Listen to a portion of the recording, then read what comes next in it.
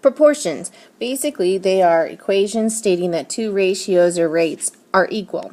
Like here we would have 2 out of 3 people like broccoli, and that would be equivalent to 4 out of 6 people liking broccoli. And it's an equation because we have an equal sign in there.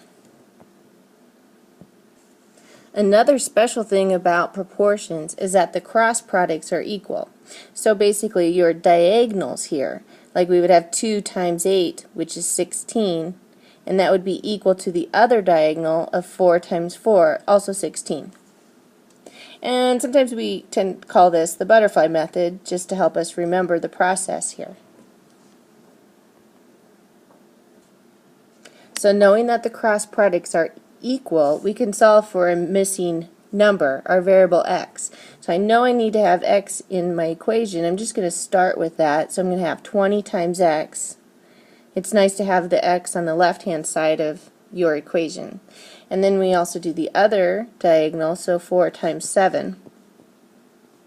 So we would have 20x is equal to 28.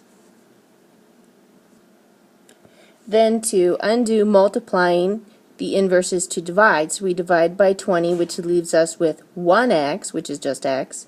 And whatever you do to one side, you must do to the other. So 28 divided by 20.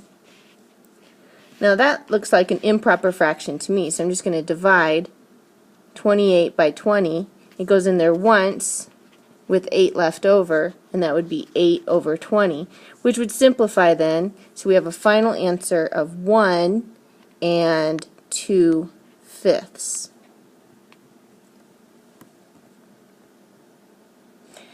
You might also want to notice that you can simplify first with your fraction right here. You could have simplified the 28 over 20 first if you would have wanted to get 7 over 5, which would also be 1 and 2/5. So let's look at a real life situation here with this word problem. So you're waiting in line for a roller coaster. The wait time is 20 minutes if there are 160 people in line. So that is our rate. We would have 20 minutes over 160. So we had minutes on top, people on bottom. At this rate, which would be proportional, how long is the wait time going to be when there are 220 people in line?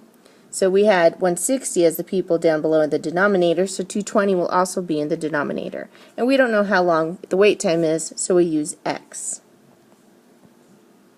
So personally, I would say, let's just simplify this. Left-hand side is a fraction, or a ratio, or rate, and so we can go ahead and simplify it, dividing by 20.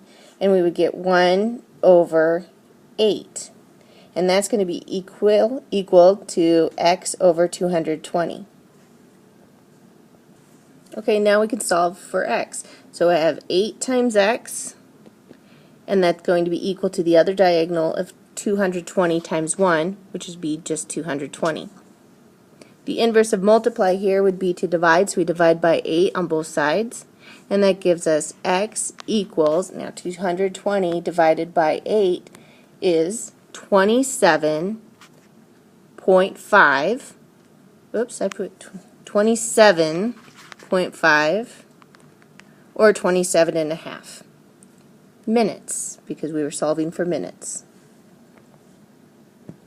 Here we have another realistic situation. A school district is going to buy new computers for each school in the district, and it's going to be proportional. There's our key word right there. So we're going to set up a proportion to the number of students in each school. So we have computers to students.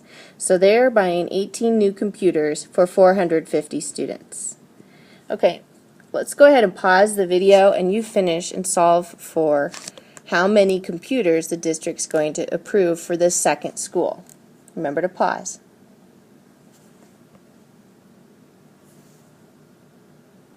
I always think it's a good idea to make the problem as simple as possible first.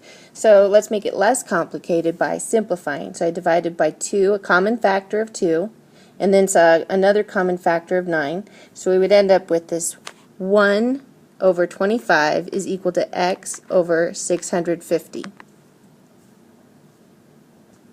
Okay, now you will multiply your cross products. 25 times x is equal to 650 times 1, which is 650. The inverse of multiply is to divide, so we divide both sides of our equals by 25 to get x equals 26. So, for the second school that has 650 students, they're going to buy 26 new computers.